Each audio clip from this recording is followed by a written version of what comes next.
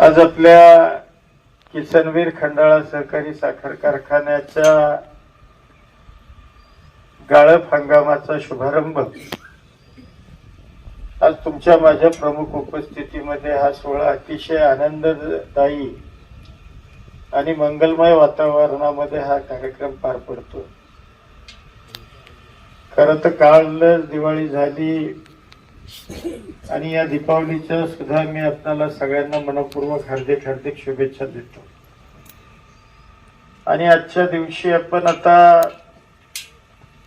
कारखाने दोन्ही कारखान्याचं म्हणजे याही कारखान्याचं आणि भुईंच्या कारखान्याचं सुद्धा दोन्हीचा शुभारंभ आज हंगामाचा म्हणजे हा कार्यक्रम संपला की इथून आता वरच्या कारखान्याला जाऊन तो सुद्धा कार्यक्रम आपण त्या ठिकाणी पार पाडणार आहे।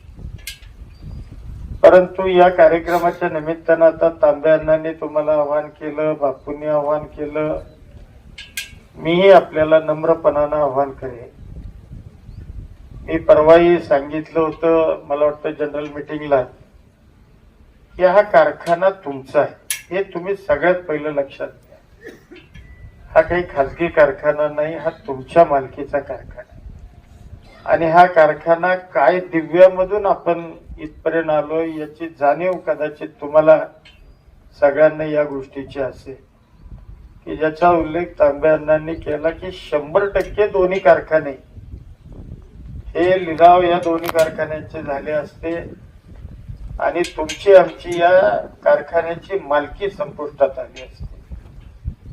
मोठ्या हिकमतीनं आणि युतीच्या नेत्यांनी की मुख्यमंत्री असतील, दोन्ही उपमुख्यमंत्री, विशेषतः अजितदादांनी आपल्याला या कामी फार मोठी मदत केली, फार मोठं सहकार्य केलं आणि म्हणूनच आजचा दिवस या ठिकाणी आपण सगळेजण बघतोय। माझी विनंती एवढीच कळकळीची तुम्हाला आहे की तुम्ही ऊस या कारखान्याला घाला।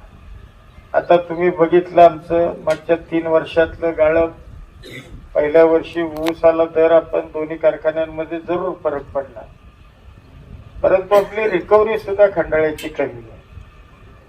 परंतु त्याच्यानंतरचे 2 वर्ष आपण खाली आणि वर दोन्हीकडे 3000 रुपये दर दिला आणि कुणाचाही ना शेतकऱ्यांचा ना व्यापाऱ्यांचा ना कुणाचा 1 रुपया आपण शिल्लक ठेवला नाही। तुम्ही बघताय मागची ही शेतकऱ्यांची 64 कोटी रुपयाची देणी सुद्धा आपण ही सगळी दिलेली आहे। हे मी का सांगतोय की हा कारखाना जगवणं वाढवणं हे सर्वस्वी तुमच्या हातात। मगाशी तांब्यांना म्हणले आबांनी असं केलं, काकांनी असं केलं, कुणी काय केलं। माझं म्हणणं एवढंच आहे की ही जबाबदारी फक्त मकरंद पाटलांची नाही, ही जबाबदारी तुमची सगळ्यांची। त्यामुळं आपल्या तालुक्यातला बरं आज 5-5.5 लाख टन ऊस आपल्या तालुक्यामध्ये पिकतो। पलकवडीचं पाणी आलं, तुम्ही बघताय की पाण्याची जरी गेल्या वर्षी पाऊस कमी पडला तरी सुद्धा तुम्हाला पाण्याची मी कमतरता भासू दिली नाही। मी लाख भानगडी केल्या, टंचाई दुष्काळी तालुका जाहीर करून घेतला तेवढा करता आपला आणि कलेक्टर थ्रू प्रस्ताव मी महामंडळाकडे पाठवून महामंडळाची आपल्याला स्वतंत्र पिण्याचं पाणी म्हणून मान्यता घेऊन कॅनलला मी पाणी सोडलं। म्हणजे इथपर्यंतच्या सगळ्या गोष्टींवर आम्ही मंडळी बारकाव्यानं लक्ष ठेवून असतो की आपल्या लोकांना त्रास नाही झाला पाहिजे। पण तुम्ही बघताय पूर्वी हा टँकरग्रस्त तालुका, पिढ्यानं पिढ्याचा दुष्काळी तालुका। मला तुम्ही अलीकडे या 4-2 वर्षात कुणी उठून सांगावं की आमच्या गावाला टँकरनं पाणी द्यावं लागलं। आज गाडगेवाडी असेल, लिंबाची वाडी असेल, जगलवाडी असेल, कर्णवडी असेल, या गावांना टँकरनं लागायचं पाणी, इकडं खाली वरच्या गावांना लागायचं। आज कुठल्याही गावाला टँकरनं आपल्याला पाणी द्यावं लागत नाही। आज प्रत्येक गावांना स्वतंत्र पाणी पुरवठा योजना झाल्या। आता ज्या देवघरच्या पाण्याच्या संदर्भामध्ये तुम्ही बघताय खंडाळा तालुक्यामधली सगळं आता मेन कॅनॉलचं काम म्हणजे वाघोशीच्या 65व्या किलोमीटर पर्यंत पाणी आपण नेलंच होतं, परंतु आता तिथून सुद्धा पुढं आपल्या हद्दीपर्यंत मेन कॅनॉलचं काम तुम्ही सगळेजण बघताय की अतिशय गतीनं त्या ठिकाणी सुरू आहे. आणि आनंदाची बाब म्हणजे की आपल्या ज्या तिन्ही उपसा सिंचन योजना आहेत, मग शेखमेरवाडी असेल, गावडेवाडी असेल, वाघोशी असेल, या तिन्ही उपसा सिंचन योजनेचे आता टेंडर उद्याच्या 26 आणि 27 तारखेला, म्हणजे 27 किंवा 28 तारखेला ही टेंडर तुम्हाला पेपरमध्ये पब्लिश झालेले बघायला मिळते. म्हणजे या तिन्ही योजनांची आता कामं सुरू होती. हे मी का सांगतोय की देवघरमुळं तब्बल 27,000 एकर क्षेत्र हे ओलिताखाली अधिकचं आपल्या तालुक्यातलं येणार आहे. म्हणजे बलकवडीचं क्षेत्र, पूर्वीचं वीरचं, नीरा नदीमुळे भिजणारं क्षेत्र आणि प्लस आता देवघरमुळं वाढीव क्षेत्र. त्यामुळे यापेक्षा सुद्धा उद्या ऊसाचं क्षेत्र या तालुक्यामधलं अधिकचं वाढीला लागणार आहे. त्यामुळं हा कारखाना आपल्याला बाहेर कुणाच्या ऊसाची गरज नाही. जर फक्त खंडाळ्याच्या जीवावर हा कारखाना चालेल एवढा ऊस या तालुक्यामध्ये आता पिकायला लागला.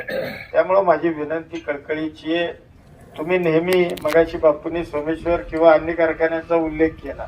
ह्या उजव्या बाजूच्या मंडळींना मी सांगेन विशेषतः की शेवट हे बघा, तिथल्या लोक जरी राजकीय त्यांचे मतभेद असले तरी ऊस त्यांच्या संस्थेला घालतात, हे तुम्ही लक्षात ठेवा. त्यामुळे तुम्ही सुद्धा ही संस्था तुमची आहे, आपण आपला ऊस आपल्या संस्थेला घातला पाहिजे. ठीक आहे, सभासद असाल तिकडे काही थोडाफार पाठवा बापू, परंतु बाकी ऊस तुमच्या सगळ्यांचा, म्हणजे त्या भागातला तुम्हाला, म्हणजे तुम्हाला असं बोलत नाही, बाजवड्यापासून खालच्या गावांना विशेषतः की आपण इकडे ऊस घाला. म्हणजे सोमेश्वरच नाही, बाकी अन्य कारखान्यात नावं काही मी कोणाची घेत नाही, परंतु इकडे जर तुम्ही ऊस घातला, आज आपण कर्जाचा बोजा बऱ्यापैकी खाली आहे, परंतु एनसीडीसीचं 467 कोटी उरावर आहेच ना आपल्या, ते आपल्याला फेडायचंय ना. मी तुम्हाला 100% शब्द देतो, फक्त 3 ते 4 सीझन दोन्ही कारखाने पूर्ण क्षमतेनं चालू द्या. हे 467 कोटी रुपये सुद्धा आपण 3 ते 4 वर्षामध्ये 100% फेडू, हा विश्वास देतो. आणि एकदा हे फिटू द्या आणि मग दराची तुलना तुम्ही कुणाशी करा. तुम्ही म्हणताना हा कारखाना एवढा दर देतो, मग आपलं एकदा गाणं, एकदा आपली गाडी रुळावर येऊ द्या आणि मग दराला करू द्या, आपल्याला कुणाशी चॅलेंज, म्हणजे कुणी करायचं ते करू द्या. मग आपण सुद्धा त्यांच्या एवढाच दर किंवा एखादा रुपये जास्त दर आपण सुद्धा भविष्यामध्ये देऊ शकतो. कारण तेवढी यंत्रणा, तेवढी ताकद, तेवढे सहकारातले हे दोन्ही कारखाने आज त्या ठिकाणी आपले उभे आहेत. त्यामुळं माझी कळकळीची विनंती आहे की आपण आपला ऊस हा या कारखान्याला घाला. एवढंच आजच्या या कार्यक्रमाच्या निमित्तानं सांगतो.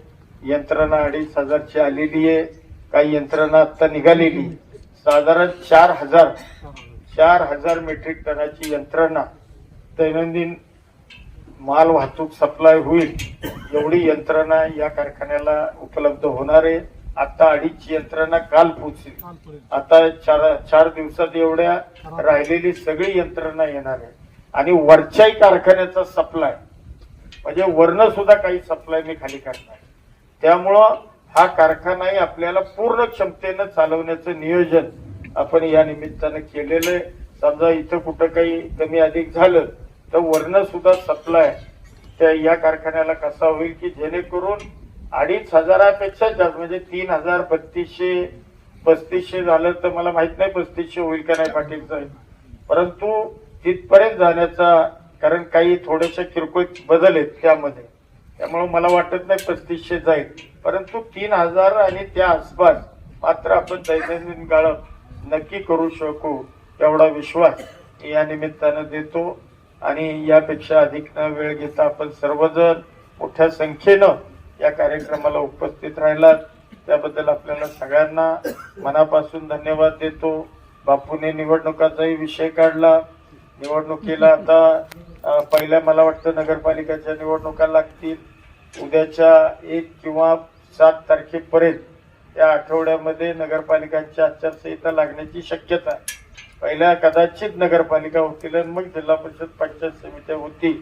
त्यामुळं आत्ताच काय उठाबशा काढायचा कार्यक्रम करू नका, कारण आत्ताच मला ताप द्यायला सुरुवात आहे. आणि थोडस आता पक्ष संघटना शिस्त याकडे आता आपल्याला अधिकच लक्ष द्यावं लागणार आहे. कारण काय होतंय, कुणी कुठेही उधळते, काय पण करते, त्यामुळे थोडस आता शिस्तबद्धपणानं आपल्याला उद्याच्या निवडणुकांना सामोरं जायचंय आणि आपल्या पक्षाला घवघवीत यश या निमित्तानं आपल्याला मिळवून द्यायचंय. त्याकरता सुद्धा तुमच्या सगळ्यांचं सहकार्य हे या निमित्तानं लागणार आहे, एवढंच सांगतो. आणि पुन्हा एकदा आपण सगळेजण उपस्थित राहिलात त्याबद्दल मनपूर्वक आपल्याला धन्यवाद देतो. आणि या आजच्या या गाळप शुभारंभाच्याही आपल्या सर्वांना मनपूर्वक शुभेच्छा देऊन मी माझे 2 शब्द थांबवतो. जय हिंद, जय महाराष्ट्र.